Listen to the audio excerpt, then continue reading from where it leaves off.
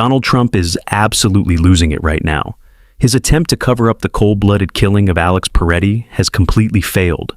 What was supposed to be a carefully controlled narrative has turned into a national and international disaster. Trump is now watching his own base turn against him. MAGA supporters, right-wing influencers, Second Amendment advocates, even groups that once defended him at all costs. They are all starting to walk away. And the reason is simple. This cover-up was too ugly, too obvious, too cruel. And the American people are finally seeing it. For years, we were told to ignore the warning signs, to look the other way, to pretend that nothing was wrong. But now, that illusion has collapsed. What happened in Minneapolis has become a breaking point. A moment that exposed the reality behind the slogans, behind the speeches, behind the propaganda. A moment that showed exactly how dangerous this system has become. Because this was not just another news story. This was not just another protest. This was the killing of a man who was trying to help someone. A man who was unarmed. A man who was peaceful. A man who had done nothing wrong. His name was Alex Pretti, and he should still be alive today. Instead, he was beaten, sprayed, tackled, and shot over and over again by federal agents in broad daylight. And then, almost immediately, the Trump administration went into damage control mode. They didn't wait for an investigation. They didn't wait for facts. They didn't wait for evidence. They rushed to blame the victim. They rushed to label him a criminal. They rushed to call him a terrorist. Why? Because the truth was too dangerous. The truth would expose them. The truth would show that this was not self-defense. The truth would show that this was not justified. The truth would show that this was murder. According to witnesses and video footage, Alex Pretti was attending a peaceful protest in Minneapolis. Nothing violent, nothing illegal, nothing threatening. At one point, he saw a female protester being pushed and pepper sprayed by federal officers. She was on the ground. She was helpless. She was being brutalized. Alex did what any decent human being would do. He stepped in to help. He tried to protect her. He tried to pull her away from harm. And that is when everything changed. Officers turned their attention to him. They began spraying him. They began beating him. They tackled him to the ground. Multiple agents piled on top of him. Witnesses say he was already subdued. He was not resisting. He was not reaching for anything. He was not posing any threat. And then they opened fire, at least 11 shots, in front of cameras, in front of civilians, in front of the entire world. Alex Pretti died on the pavement, and within hours, the narrative machine started. Government officials released statements. Social media accounts linked to the White House posted messages. Right-wing media jumped into action. They all pushed the same story. He had a gun. He was dangerous. He was a threat. He deserved what happened. But that story didn't last long because the facts didn't support it. Yes, Alex had a concealed firearm, but he was a legal permit holder. He was allowed to carry it. He followed the law. And most importantly, he never touched it. He never pulled it out. He never reached for it. It stayed in its holster the entire time. Video footage confirmed this. Multiple witnesses confirmed this. Even some conservative commentators admitted this. So, the excuse collapsed. And that's when people started asking serious questions. If he never used the gun, if he never threatened anyone, if he was helping someone, why was he killed? Why was deadly force used? Why did officers keep firing? Why did officials lie? Those questions are now spreading across America. And they are shaking the foundations of this administration. Because Alex Pretti was not some anonymous name.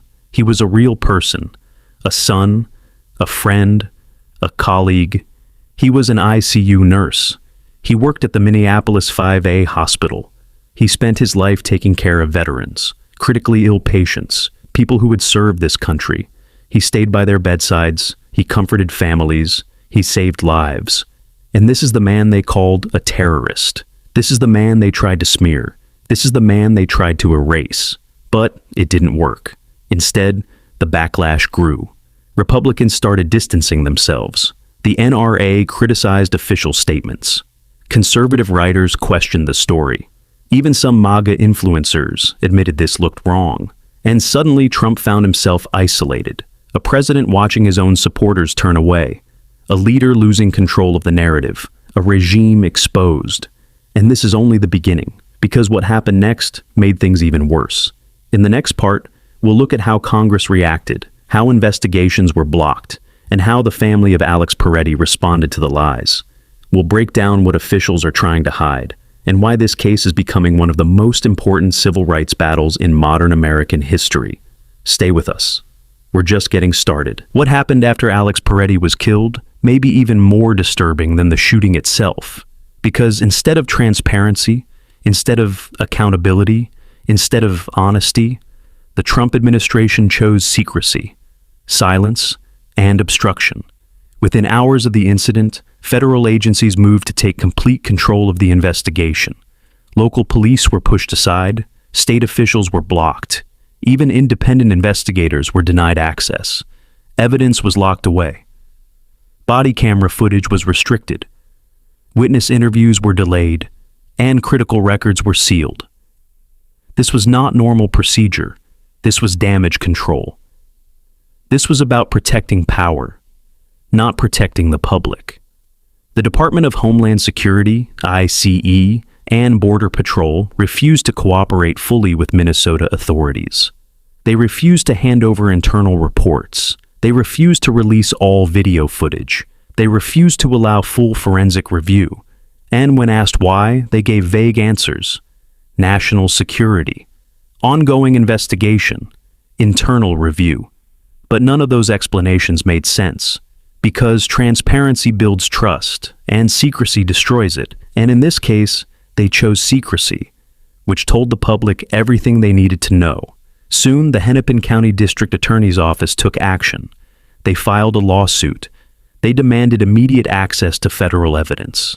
They argued that under the Constitution, local and state authorities have the right to investigate killings that happen in their jurisdiction, even when federal agents are involved, especially when federal agents are involved. Their message was clear. No one is above the law. Not ICE, not Border Patrol, not the White House, not the president. But the administration pushed back. They delayed, they resisted, they stalled, they treated the investigation like a threat, because it was. At the same time, Congress began to react.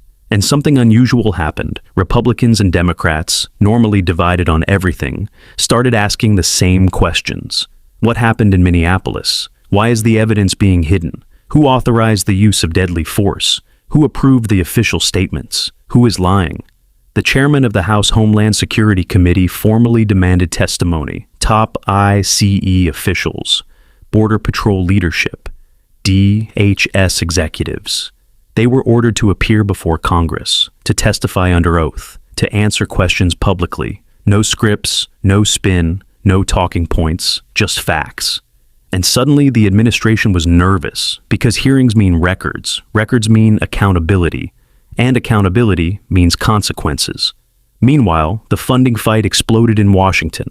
At the time, Congress was negotiating a massive spending bill, one that included billions of dollars for DHS, ICE, and Border Patrol. For years, these agencies had received funding with very little oversight.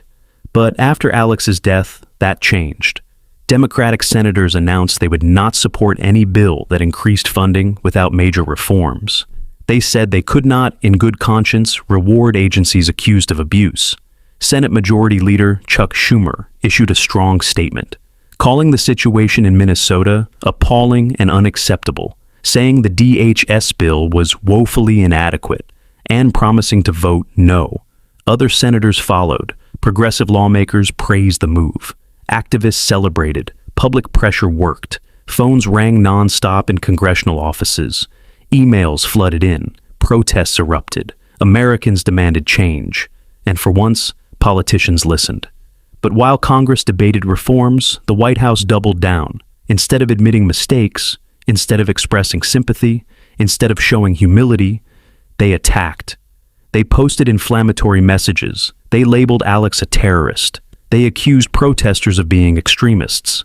They framed the incident as an attempted attack on law enforcement, even though video showed otherwise, even though witnesses said otherwise, even though common sense said otherwise. One post from Trump's account showed a photo of a gun and extra magazines, with captions implying Alex was planning violence. But that image proved nothing. It ignored the most important fact. He never used it. He never touched it. He never threatened anyone. Yet the propaganda machine kept running. Stephen Miller, White House spokespeople, right-wing influencers, all repeating the same story, trying to rewrite reality, trying to confuse the public, trying to turn a victim into a villain. But something unexpected happened. Some conservatives refused to play along. Podcasters, commentators, writers, even people who had supported Trump for years. They looked at the footage, they read the reports, they listened to witnesses, and they said, "This is wrong." A prominent conservative podcaster admitted that Alex appeared to have been disarmed before being shot. A writer for a major right-wing website said the massacre narrative was nonsense. Barstool Sports personalities called the shooting unjustified. They compared it to past national tragedies. They said if Americans couldn't admit this was wrong, nothing would ever change. And that mattered. Because when even loyal supporters start criticizing you, you know you've lost control. The NRA also broke ranks. They criticized statements from a federal prosecutor who suggested anyone approaching police with a gun deserved to be shot. The NRA said that argument was dangerous. They reminded people that lawful gun ownership is protected by the Constitution. They demanded a full investigation. That was shocking. For years, the NRA had aligned closely with Trump. But now, even they were uneasy. All of this created a political earthquake. International media picked up the story. European networks, Asian news outlets, Middle Eastern broadcasters. They all reported on Minneapolis. They all questioned American policing. They all questioned civil liberties. Some countries issued travel warnings. Activists called for boycotts. World Cup organizers faced backlash. People asked, why visit a country where peaceful protesters can be killed? Why attend events where federal agents act without accountability? America's reputation was taking serious damage, and Trump made it worse. Instead of calming tensions, he attacked Canada. He threatened tariffs. He insulted allies. He dismissed NATO partners. He mocked foreign leaders. At a time when the world was watching, he chose arrogance, and that only deepened the crisis. Behind the scenes, officials scrambled, advisors argued, lawyers prepared defenses. PR teams drafted statements. But nothing could erase the images. Nothing could erase the video. Nothing could erase what people saw with their own eyes. Alex Pretti was unarmed. Alex Pretti was peaceful. Alex Pretti was helping someone. And Alex Pretti was killed. No press release could change that. No tweet could hide that. No speech could erase that. And while politicians fought and agencies resisted, one group suffered quietly: Alex's family. In the next part, we'll hear their voices, their pain, their anger, their demand for justice. We'll look at what his colleagues said, what his patients remembered, and why his story has become a symbol of something much bigger. While politicians argued and agencies protected themselves, Alex Pretti's family was living through unimaginable pain. No press conference could prepare them. No statement could soften the loss. No apology could bring him back. They had lost a son, a brother, a friend, a man who had dedicated his life to helping others. And instead of being given respect, instead of being given honesty, they were forced to watch his name dragged through the mud. Within hours of his death, officials were calling him a terrorist. They were questioning his character. They were implying he deserved what happened. Imagine hearing that about your child. Imagine seeing strangers on television describe your loved one as a threat. Imagine knowing it was all lies. His family released a statement that shocked the nation. Not because it was dramatic, not because it was political, but because it was honest.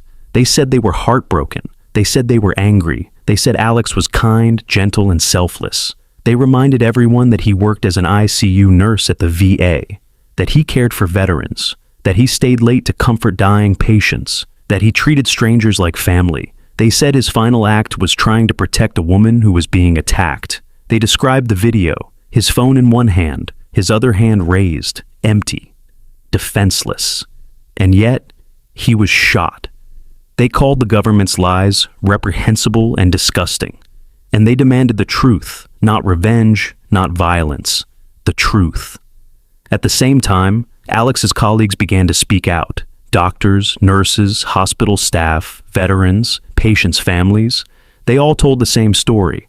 Alex was extraordinary, One doctor said he hired Alex during a research trial, watched him grow into a skilled ICU nurse, praised his dedication, his kindness, his positive attitude.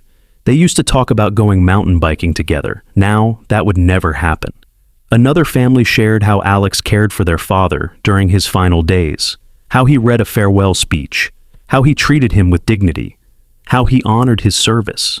They said Alex represented everything good about healthcare, everything good about America, and that made his death even more tragic, because this wasn't just a random person.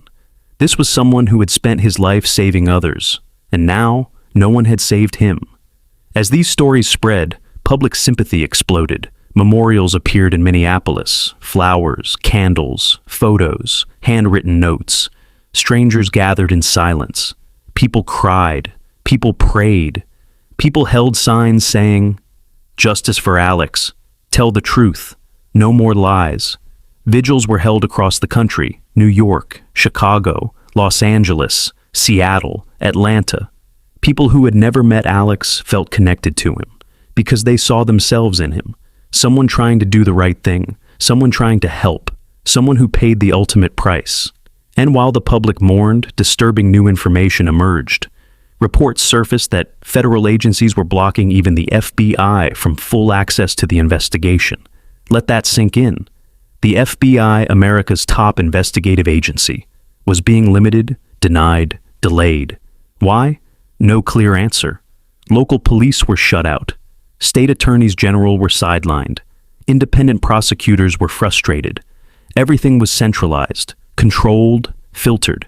Critics said this was exactly what happened in previous controversial killings. Delay, distract, deny, defend, then move on. But this time, people refused to move on. Civil rights organizations stepped in. Legal advocacy groups offered support. Human rights lawyers prepared lawsuits. International observers raised alarms. They said this pattern looked familiar, a powerful government protecting its own. A victim blamed, evidence hidden, truth buried. And then came another shocking revelation. Pam Bondi, a senior official in the administration, had sent a letter to Minnesota officials just hours before the shooting. In that letter, she allegedly threatened to withdraw federal law enforcement cooperation unless the state handed over sensitive voter data. In simple terms, she used federal power as leverage. She treated public safety like a bargaining chip. When this became public, outrage exploded. Experts called it extortion. Activists called it state intimidation. Legal scholars questioned its legality, and many people began to ask, was this atmosphere of pressure and aggression connected to what happened to Alex? Was this part of a larger pattern? Then there was the Don Lemon incident, another sign of a government losing its grip. The Justice Department reportedly tried to secretly obtain an arrest warrant against journalist Don Lemon for filming a protest. They bypassed a district judge. They went directly to an appeals court. They sealed documents. They moved in secrecy. The judge later wrote a furious letter. He said he was never informed, never consulted, never respected. He said the DOJ went behind his back. While he was at home caring for his disabled son, he said he was given hours to respond to a case he wasn't even allowed to read. That letter went viral because it showed something dangerous: a justice system being manipulated, a judiciary being bypassed, a government acting in shadows. Taken together, these events painted a disturbing picture: a shooting, a cover-up, suppressed investigations, political pressure, media intimidation, judicial interference. This wasn't isolated. This was systemic. This was about power, and people were starting to realize it. Polls showed trust in federal law enforcement dropping. Support for ICE declined. Approval of DHS fell. Even moderate voters expressed concern. They didn't see strength. They saw fear. They saw incompetence. They saw corruption. And at the center of it all was Alex Pretti, a man who never wanted fame, never wanted politics, never wanted controversy. He just wanted to help, and now his name was tied to a national reckoning.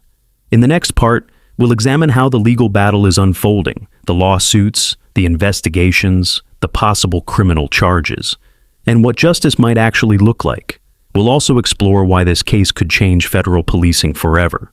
As the nation mourned Alex Pretti, the legal battle for truth began, quietly at first, then suddenly, then explosively. Behind closed doors, lawyers were preparing, civil rights attorneys were gathering evidence, constitutional scholars were analyzing every detail. Because this was no longer just about one tragic death. This was about whether federal agents could kill a civilian and walk away. It was about whether power could erase accountability. It was about whether the law still applied to everyone. The first major legal move came from Hennepin County prosecutors. They formally demanded access to all federal evidence, every body camera video, every radio transmission, every internal report, every forensic record, every witness interview. They argued that under state and federal law, local authorities had the right and duty to investigate killings in their jurisdiction. Federal badges did not grant immunity. Federal uniforms did not cancel the Constitution, and federal agencies did not get to police themselves. When those demands were ignored, prosecutors went to court. They filed a lawsuit, a rare and aggressive move, one that signaled how serious this had become. In the filing, they accused federal agencies of obstructing justice, of withholding critical information, of undermining public trust, of violating basic principles of transparency. The message was clear: either cooperate or face consequences. At the same time, Alex's family hired a powerful legal team: civil rights lawyers, federal litigation experts, former prosecutors, attorneys who had taken on police departments and won. Their goal was not just compensation, it was accountability. They announced plans for a wrongful death lawsuit, a civil rights case, a constitutional challenge, and, potentially, criminal referrals. They argued that Alex's Fourth Amendment rights were violated, that he was subjected to excessive force, that he was unlawfully seized, that he was deprived of life without due process. In simple terms, they said the government broke the law, and now it would be held responsible. Legal experts agreed. Several former federal judges appeared on television. They said the video raised serious red flags. They questioned why lethal force was used. They questioned why de-escalation failed. They questioned why so many shots were fired. They questioned command decisions. They questioned training protocols. They questioned leadership. Some even suggested potential manslaughter charges. Others raised the possibility of federal civil rights prosecutions. For the first time, officials realized this case was not going away. Meanwhile, internal investigations began inside DHS and Border Patrol, but critics immediately dismissed them. Why? Because agencies investigating themselves rarely lead to justice. It's like asking someone to grade their own exam. History showed that internal reviews almost always cleared officers. Minimal discipline, no criminal charges, quiet transfers, early retirements, and silence. Activists demanded independent oversight. They called for special prosecutors. International observers urged outside review. Human rights groups petitioned the United Nations.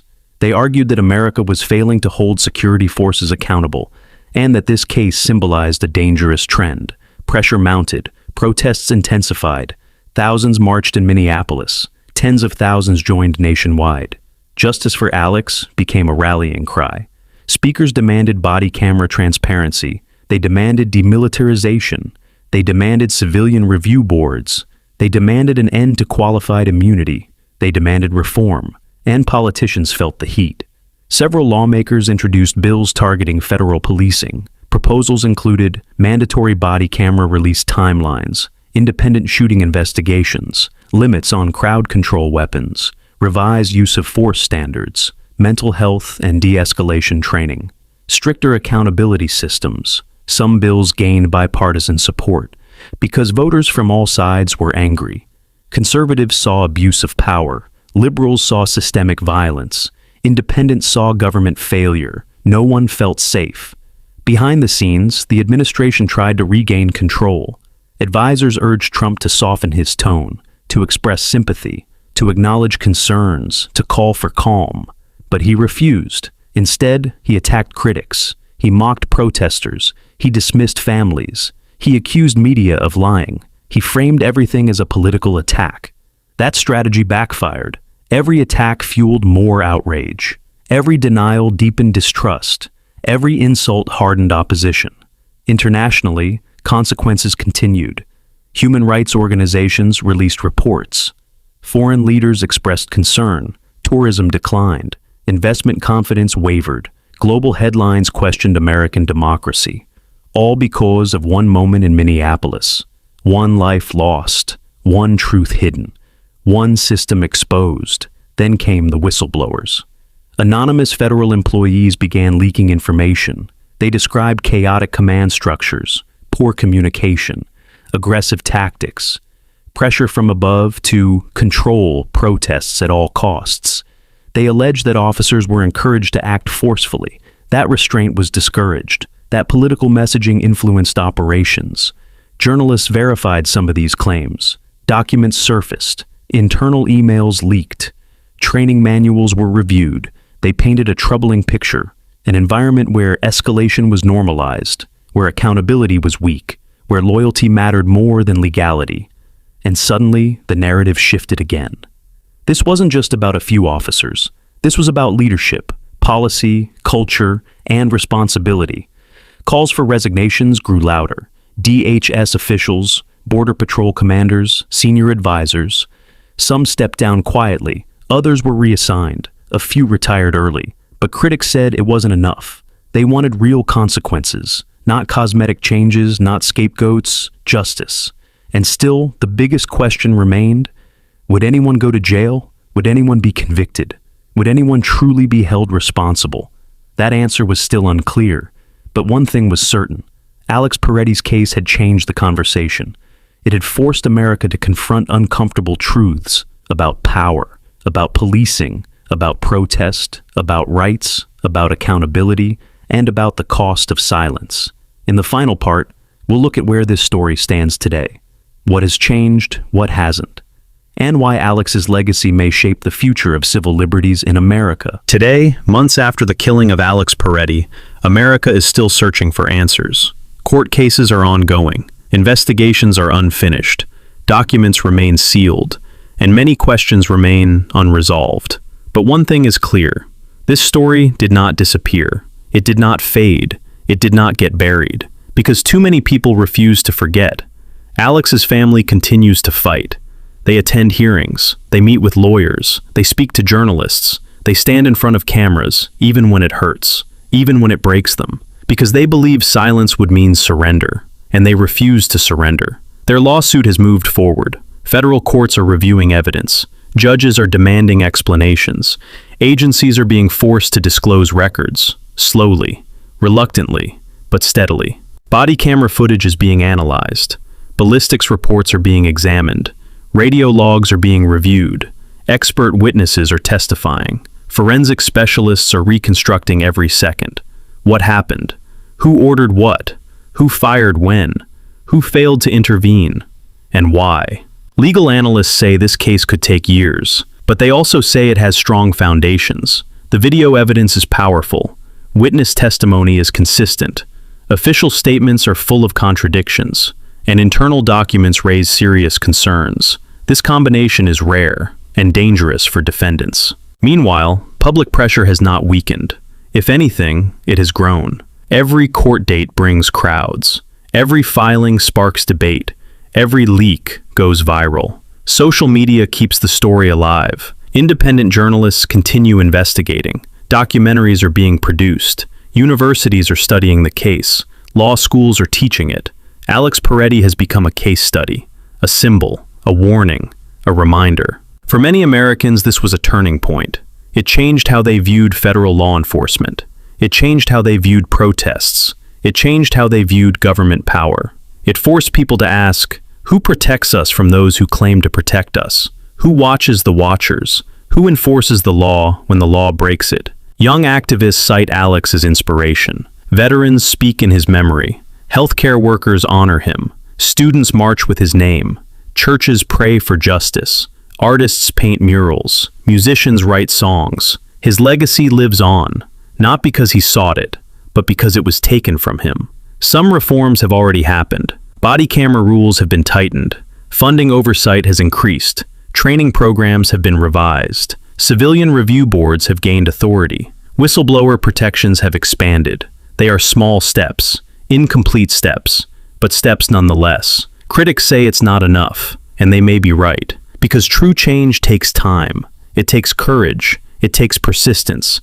It takes people who refuse to give up, like Alex's family, like his friends, like his colleagues, like the millions who stood up and demanded better. The Trump administration never fully admitted wrongdoing. No apology, no accountability, no acknowledgement of failure. Instead, they stuck to their narrative. They blamed politics. They blamed media. They blamed protesters. They blamed everyone but themselves. History will judge that choice, and it will not be kind, because records remain, videos remain, documents remain, testimonies remain, truth remains, and truth does not disappear, no matter how much power tries to bury it. Alex Pretti was not a criminal. He was not a terrorist. He was not a threat. He was a nurse, a caregiver, a protector, a human being.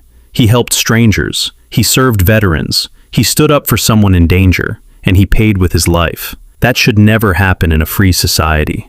Never. This story is not about left versus right. It is not about red versus blue. It is not about parties or slogans. It is about right versus wrong, about justice versus abuse, about truth versus lies, and about whether democracy still works. When ordinary people are harmed by powerful systems, Alex's last act was courage. His legacy is conscience. His memory is responsibility. Responsibility for all of us, to speak up, to question authority, to defend rights, to demand transparency, to protect one another, and to never accept injustice as normal. Because once injustice becomes normal, freedom disappears. And that is why this story matters. Not just today, not just this year, but for generations. We will keep following this case. We will keep demanding answers. We will keep exposing lies. And we will keep standing with the victims, every step of the way. Hit subscribe. Let's get to 6 million subscribers. Thanks for watching.